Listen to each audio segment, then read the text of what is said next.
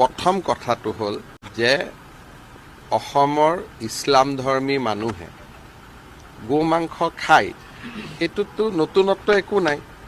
এতিয়া আমি কৈছোঁ যে ৰাজহুৱা স্থানত নাখাব, হোটেল বা ৰেষ্টুৰেণ্টত নাখাব।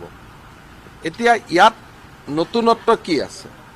ৰকিবুল হুছেইন ডাঙৰীয়াই কৈ আছে যে চামগুৰিত মুছলমান মানুহে গো মাংস খালে।